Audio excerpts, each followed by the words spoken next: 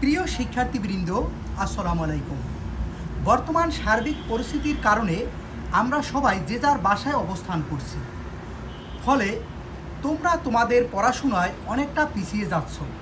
তাই তোমাদের পড়াশোনায় এগিয়ে নিয়ে যাওয়ার জন্য ন্যাশনাল কলেজের অনলাইন ক্লাসে আজ আমি উপস্থিত হয়েছি প্রকৌশলী মোহাম্মদ সাকিবুল ইসলাম, প্রভাষক, ন্যাশনাল কলেজ, মধ্যবাড্ডা, ঢাকা। প্রিয় শিক্ষার্থীরা, আজকের আলোচ্য বিষয় এনকোডার।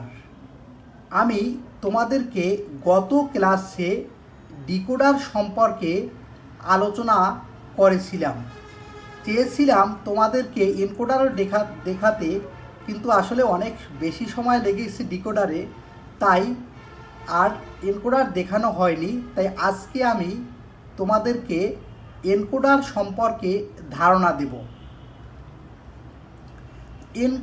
এনকোডার সহজে যদি আমরা বলি তোমাদের বোঝার সুবিধার্থে, মূলত আমরা যা কিছু বলি, যা কিছু করি, যা কিছু লেখি, কম্পিউটার সেটা বুঝে না। তাই আমাদের ভাষাকে, মেশিনকে বোঝানোর জন্য এনকোডার ব্যবহার। মনে করো আমি লিখলাম এই আমি বুঝছি, কিন্তু কম্পিউটার বুঝে না। তাই এই একে কম্পিউটারকে বোঝানোর জন্য মূলত বর্তনী আমরা এনকোডার ব্যবহার করি। অর্থাৎ তোমরা এটা মনে রাখবে যে মানুষের ভাষাকে মেশিনের ভাষায় রূপান্তরের জন্য যে বর্তনী ব্যবহার করা হয় তাকে এনকোডার বলে। এবার আমি এনকোডার নিয়ে তোমাদের বিস্তারিত আলোচনা করব। গত ক্লাসে তোমাদের ডিকোডার নিয়ে আলোচনা করেছিলাম। আজকে তোমাদের অর্থাৎ এনকোডার নিয়ে আমি বিস্তারিত আলোচনা করব। গত ক্লাসটা তোমাদেরকে এক নজরে জাস্ট একটু চিত্রগুলো দেখিয়ে দিলাম। তাহলে আসি এনকোডার। এনকোডার যে ডিজিটাল বর্তনীর মাধ্যমে আনকোডেড ডেটাকে কোডেড ডেটায় পরিণত করা হয় তাকে এনকোডার বলে। আনকোডেড ডেটা হলো আলফানিউমেরিক বর্ণ, যা মানুষের ভাষা, এবং কোডেড ডেটা হলো ASCII অর্থাৎ American standard code information interchanger. EBCDIC হচ্ছে standard binary code decimal information code. অর্থাৎ এই কোডগুলোকে কম্পিউটারের ভাষা, মূলত মানুষের ভাষা হচ্ছে আলফানিউমেরিক কোড, এবং এই ASCII, EBCD, BCD, EBCDIC এই সকল ভাষা হচ্ছে কম্পিউটারের ভাষা। তাই এনকোডারের কাজ হচ্ছে এই আলফানিউমেরিক কোডটাকে এই কোডে রূপান্তর করা, মেশিনের ভাষায় রূপান্তর করা। নিশ্চয়ই তোমরা এনকোডার বুঝতে পেরেছো। অর্থাৎ গত ক্লাসে যে আমরা ডিকোডার শিখেছি, এই ডিকোডারের উল্টোটাই হচ্ছে এনকোডার। সুতরাং যে ডিজিটাল বর্তনীর মাধ্যমে মানুষের বোধগম্য ভাষাকে কম্পিউটারের বোধগম্য ভাষায় রূপান্তরিত করা হয় তাকে এনকোডার বলে। বিভিন্ন সময় তোমাদের 1 মার্কের জন্য এনকোডারের সংজ্ঞা আসে, তখন তুমি শুধু এই কথাটা লিখে দেবা যে ডিজিটাল বর্তনীর মাধ্যমে মানুষের বোধগম্য ভাষাকে কম্পিউটার বোধগম্য ভাষায় রূপান্তরিত করা হয় তাকে এনকোডার বলে। এনকোডার হলো এক ধরনের যুক্তি বর্তনী যাতে 2 টু দি পাওয়ার n সংখ্যক ইনপুট এবং n সংখ্যক আউটপুট লাইন থাকে। আউটপুট লাইনে 0 এবং 1 আউটপুট পাওয়া যায়। অর্থাৎ যা বলেছি ডিকোডারে তার উল্টোটা। ডিকোডারে ছিল 2 টু দি পাওয়ার n সংখ্যক আউটপুট, আর এখানে 2 টু দি পাওয়ার n সংখ্যক ইনপুট এবং n সংখ্যক হচ্ছে আউটপুট। অর্থাৎ 4টি যদি ইনপুট থাকে তাহলে আউটপুট পাবো 2টি। অর্থাৎ n এর মান যদি 2 হয় তাহলে 4টি আউটপুট হবে এবং 4টি ইনপুট হবে এবং 2টি আউটপুট হবে। আবার n এর মান যদি 3 হয় তাহলে 2 টু দি পাওয়ার 3 মানে 8টি ইনপুট হবে এবং 3টি আউটপুট লাইন হবে। অর্থাৎ গঠন কি এর একটি 8 থেকে 3 এনকোডার, 8টি ইনপুট থেকে 3টি আউটপুট লাইন পাওয়া যায়। এর সাহায্যে অক্টাল সংখ্যাকে বাইনারি সংখ্যায় রূপান্তরিত করা যায়। এজন্য একে অক্টাল থেকে বাইনারি এনকোডারও বলা হয়ে থাকে। কারণ আমরা জানি অক্টালের মান হচ্ছে 8।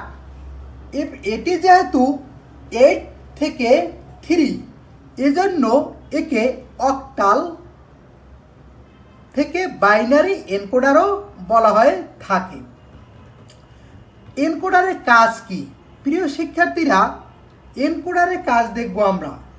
এনকোডারের সাহায্যে যে কোনো আলফানিউমেরিক বর্ণকে ASCII, ABCD ইত্যাদি করে পরিণত করা যায়।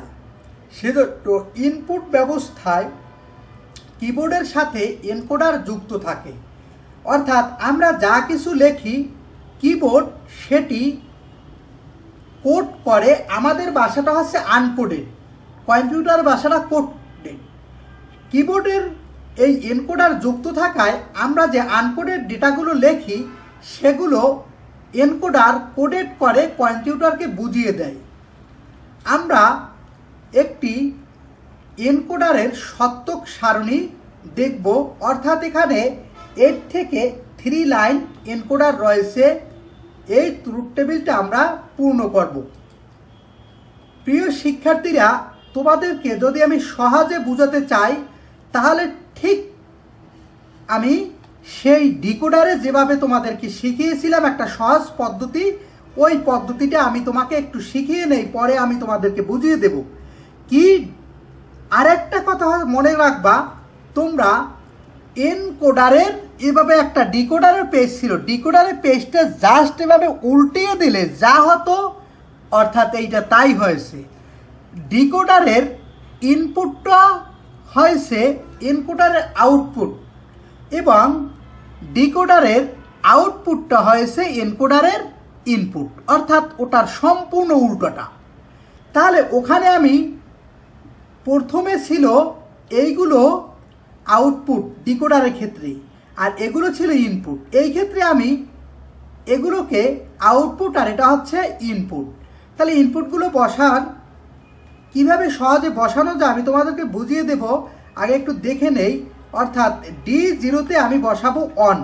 তাহলে খেয়াল করে দেখো, এভাবে ঠিক আগেরটার মতো অর্থাৎ কোনাকুনিভাবে বসিয়ে যাব সবগুলো অন। এভাবে কর্নারভাবে আমি সবগুলো অন বসিয়ে গেলাম।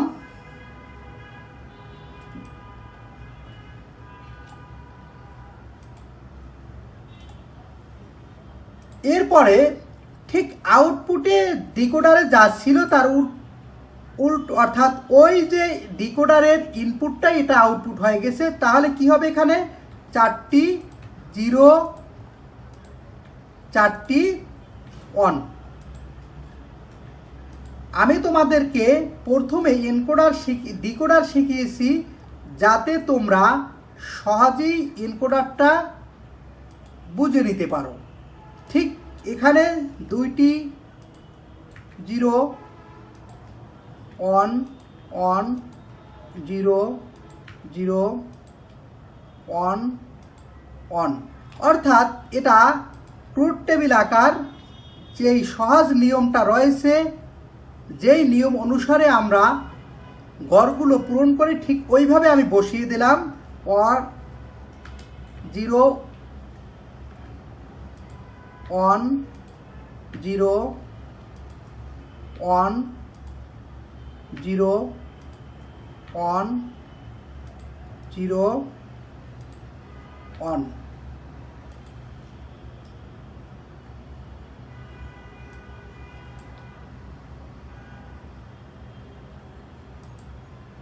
অর্থাৎ প্রিয় শিক্ষার্থীরা, একটা ব্যাপার তোমরা একটু খেয়াল করে দেখো। আমি যদি বাইনারি হিসাবগুলো করি, ধরে নাম যে কোনো একটা হিসাব করলাম, এটা হিসাব করি, এখানে কি আছে 0 1 1। তোমরা নিশ্চয়ই জানো 0 1 1 এর মানে হচ্ছে কত, 6। 0 1 1 এর মানে কত, 0 1 1 মানে হচ্ছে বাইনারিতে অর্থাৎ স্বাভাবিকে 6। তাহলে খেয়াল করে দেখো, এই যে 6 নম্বর ঘর রয়েছে, এই 6 নম্বর ঘরে অন রয়েছে। মূলত কোনাকুনিভাবে কেন অনগুলো হলো আমি তোমাদেরকে সেই হিসাবটা দেখাচ্ছি। এখানে দেখো তোমরা, এই গড়টা আমি ধরলাম, এখানে আছে 0 1 0। 0 1 0 মানে হচ্ছে বাইনারিতে কত, 2। তাহলে এদিক থেকে আমি যাব 2 নম্বর ঘর। এই যে দেখো 2 নম্বর ঘরে হয়েছে অন। এখানে রয়েছে 101, 101 মানে কত? 5। ঠিক এই যে 5 নম্বর গড়ে আমার 1 হয়েছে। আর যখন সবগুলোই 0 থাকবে তখন 0 নম্বর গড় অর্থাৎ D0 নম্বর গড়ে 1 হবে।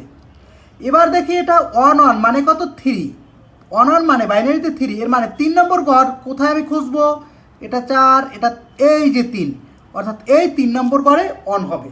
মূল কথা হচ্ছে তুমি এটা এভাবে হিসাব করে দিতে পারো। আর যদি তোমার সহজে তুমি বুঝে যাও তাহলে মনে রাখবে এভাবে তুমি কোনাকুনিভাবে অনগুলো সহজে বসিয়ে দেবে, যাতে তোমার পরীক্ষার সময় টাইম কম লাগবে। আর কেন হয় সেটা তো তুমি বুঝেই ফেললা।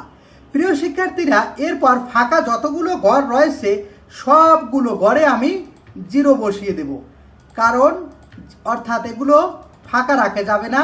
এই 0 বলতে আমরা সাধারণত অফ বুঝি, অর্থাৎ এখানে শুধু শুরুতেই আমি বলেছিলাম যে একটি লাইন পূরব হবে, মানে অর্থাৎ একসাথে একটি অম থাকবে একটি লাইনের, আর বাকি সবগুলো 0 থাকবে। ঠিক তোমরা পরীক্ষার সময় এভাবে সহজে বসিয়ে দিবে।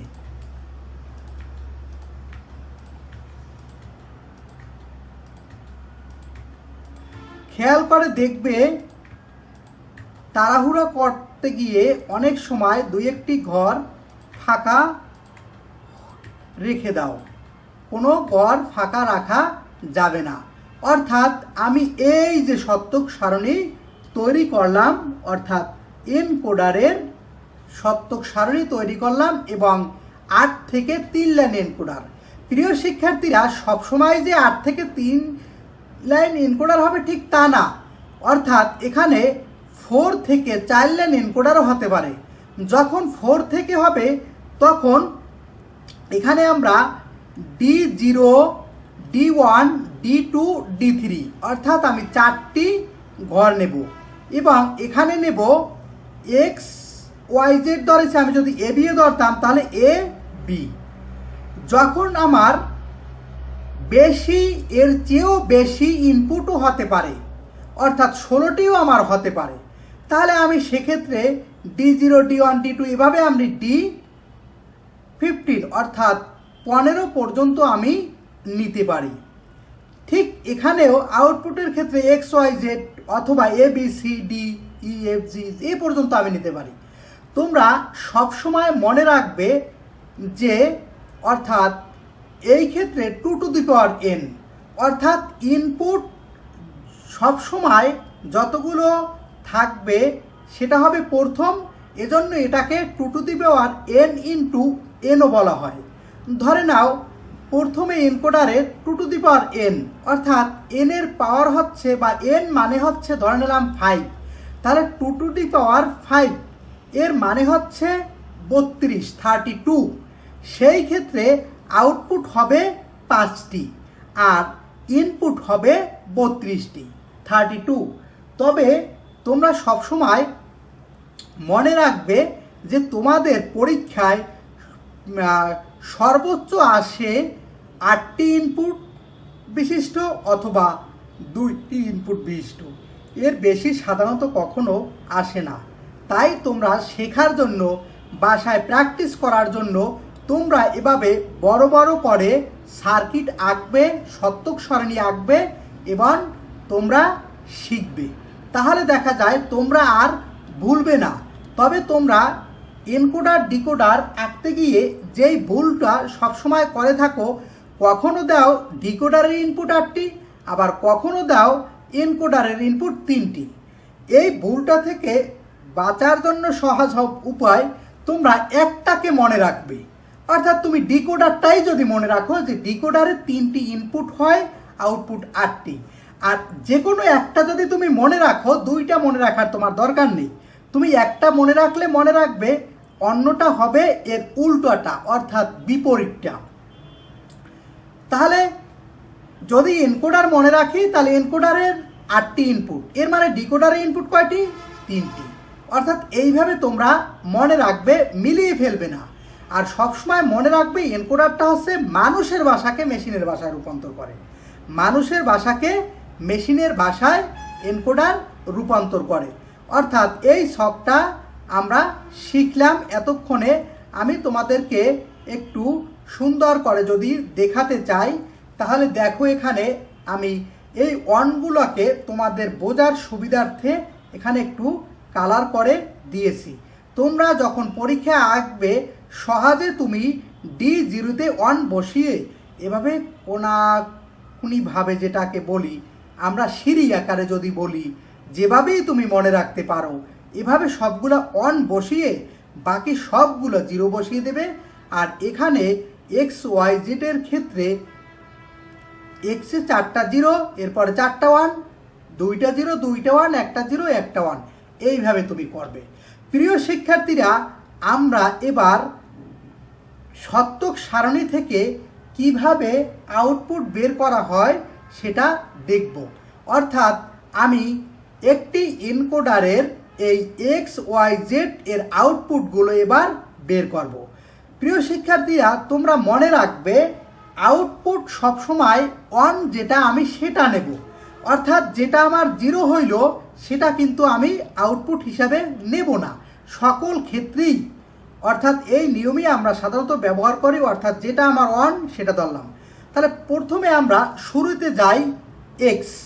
তাহলে X এর ক্ষেত্রে আমরা এখানে দেখতেছি যে X এ 0, শুরুতে 0 0, এর মানে এটাও আমি নেব না। এটা আছে 0, এটাও নেব না। এটা আছে 0, এটাও নেব। এই যে আছে আমার অন, অর্থাৎ যেটা অন হবে এইটা আমার আউটপুট। প্রিয় শিক্ষার্থীরা, তোমরা এই অনের দিকে, অনের বাম দিকে একটু তাকাও, কোথায় আবার অন রয়েছে, অর্থাৎ এখানে অন রয়েছে। এরপরে যদি আমি একটু উপরের দিকে যাই তাহলে কি D4। তাহলে X এর আমি একটি আউটপুট পেয়ে গেলাম, কি D4। তাহলে দ্বিতীয় আউটপুটটি হচ্ছে এটা, যেহেতু অন আছে এটাও আমি নেব। তাহলে X সমান আবার আমি গেলাম এদিকে, এখানে কি এখানে 1 রয়েছে, আর এখান থেকে D5, ঠিক এখান থেকে গেলাম আমি 1, এখানে রয়েছে 1, D6, এখান থেকে গেলাম 1, এখানে রয়েছে 1, D। তাইলে আমরা X এর মানটা এবার বসাবো, দেখবো X এর মানটা কি পাই। তাহলে X সমান এখানে দেখো, যেহেতু এটা পেয়েছি আমরা 1, তাইলে আমরা উপর দিকে গেলাম, অর্থাৎ D4।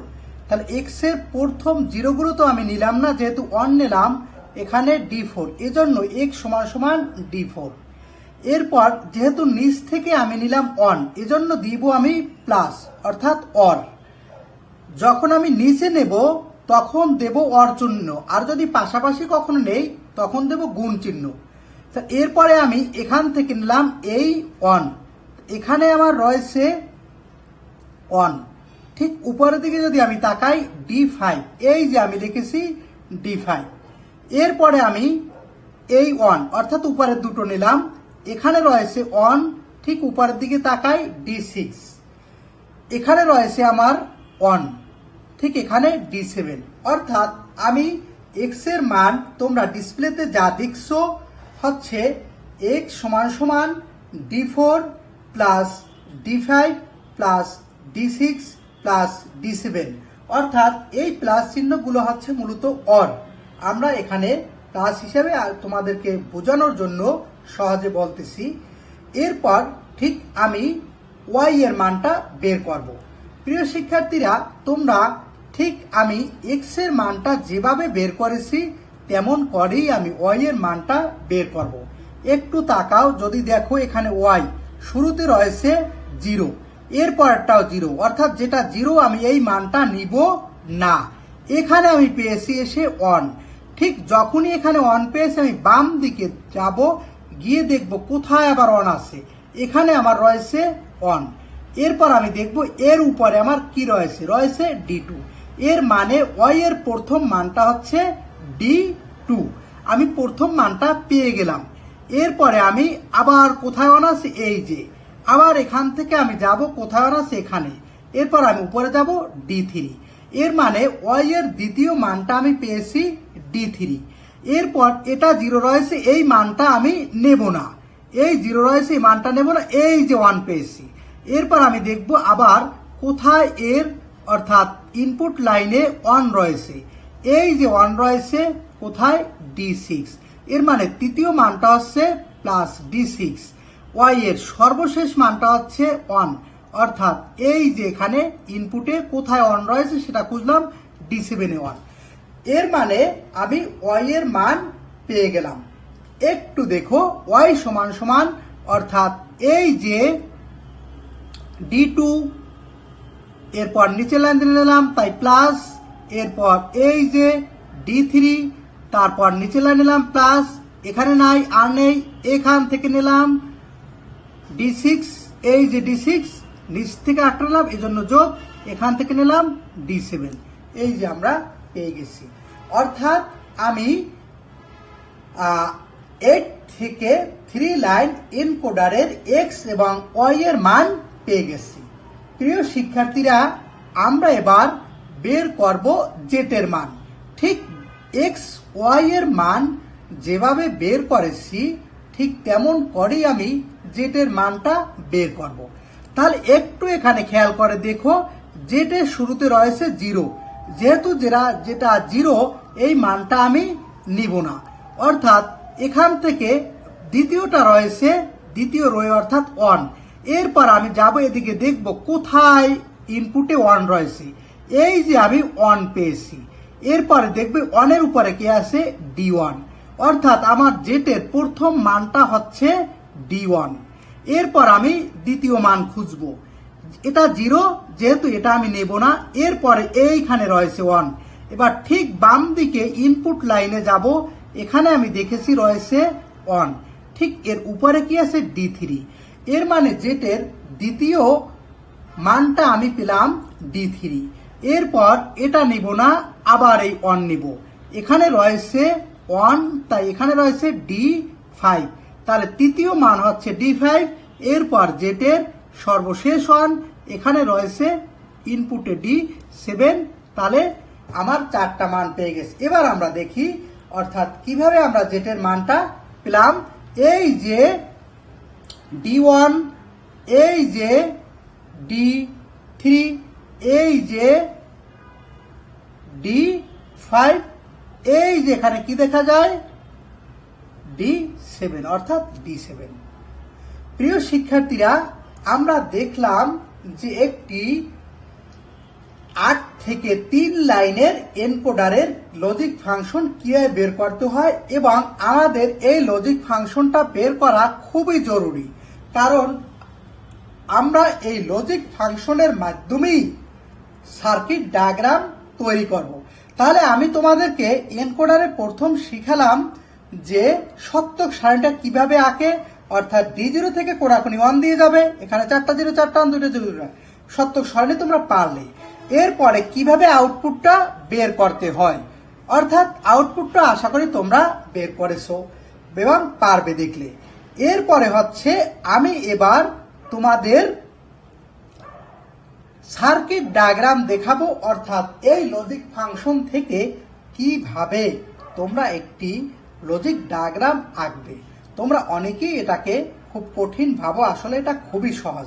প্রিয় শিক্ষার্থীরা, আমরা এই আউটপুটটাকে এখানে নিয়ে আসলাম, কারণ এটা দেখে দেখে আমি সার্কিট ডায়াগ্রাম আঁকবো। তাহলে আমরা এবার সার্কিট ডায়াগ্রাম আঁকবো, দেখি। প্রিয় শিক্ষার্থীরা, তোমরা একটু খেয়াল করে দেখো, খুবই একটা সহজ, হয়তোবা দেখতে জটিল হতে পারে তোমাদের কাছে। অনেক সময় সার্কিট দেখলেই তোমরা ভয় পাও যে আসলে এখানে কি, কিন্তু সার্কিটটা যদি তোমরা একটু মনোযোগ দিয়ে দেখো তাহলে কিন্তু খুবই সহজ হয়ে যায়। এখানে দেখো আমার x সমান সমান রয়েছে D4 D5 D6 D7, এবং y সমান সমান এটা, z সমান সমান এটা রয়েছে। এখন আমি 8টা ইনপুট রয়েছে কি D0 D1 D2 D3 D4 D5 D6 D7, অর্থাৎ এই D7 8টা আমি লাইন টেনে দিলাম। খুবই ইজি, একটু খেয়াল করে দেখো। প্রথমে এক্সে রয়েছে কি D4 যোগ D5 যোগ D6 যোগ D7, তাহলে আমার এখানে D0 আছে, তাহলে এক্সে তো D0 নেই, তাহলে আমি D0 থেকে টানবো না, আমি D4 খুঁজবো। কোথায় D4 রয়েছে? D0 1 2 3, এই যে D4, আমি D4 থেকে একটা লাইন টেনে দিলাম। এরপর কি আছে? D5, এই যে পাশে D5 আছে, D5 টেনে দিলাম। এই যে আছে D6 থেকে আমরা লাইন টেনে দিলাম। এই যে D7 থেকে আমরা লাইনটা টেনে নিলাম। এরপর দেখলাম D4 D5 এগুলো কি যোগ আকারে আছে, এজন্য আমি এখানে অর গেট এঁকে দিলাম, অর্থাৎ একটা অর চিহ্ন, অর গেট যেটাকে আমরা বলি, এই x সমান সমান আমি পেয়ে গেলাম। এবার আমি দেখব ওয়াই এর মান বের করব। ওয়াই এর মান কি রয়েছে? D2 D3 D6 D7। তাহলে ওয়াই আমি এখান থেকে নিলাম D2, এই নিলাম D3 থেকে, D6 এই যে রয়েছে D6 থেকে টান নিলাম, D7 এই যে D7 থেকে টান দিলাম। এরপর অর করে দিলাম, অর্থাৎ যোগ দিয়ে দিলাম ওয়াই। আমি এবার ওয়াই এর মান পেয়ে গেলাম। এরপর আমার জেড এর মান কি আছে? D1 D3 D5 D6। তাহলে D1 আমি খুঁজবো, এই যে আমার D1 রয়েছে, এই যে, তাহলে আমি D1 থেকে একটা টান দিলাম। এরপর রয়েছে D3 কোথায় আছে? এই যে D3 আছে, এই D3 থেকে আমি এখান থেকে নিলাম ওই D5, এই যে D5 আছে, D5 থেকে আমি এটা টান দিলাম। D7 এই যে D7 থেকে নিলাম। এই চারটাকে আমি অর করে দিলাম, অর্থাৎ যোগ দিয়ে দিলাম জেড সমান সমান।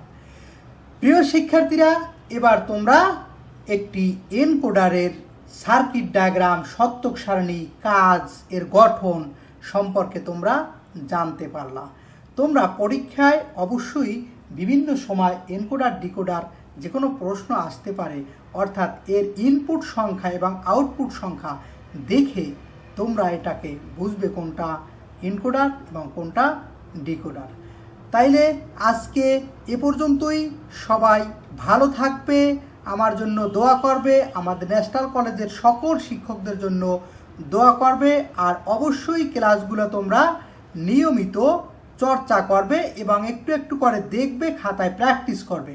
তাহলে দেখবা যে কোনো সার্কিট ডায়াগ্রাম তোমাদের ক্ষেত্রে খুবই সহজ হয়ে যাচ্ছে। প্রিয় শিক্ষার্থীরা, আসসালামু আলাইকুম। ভালো থাকবে সবাই।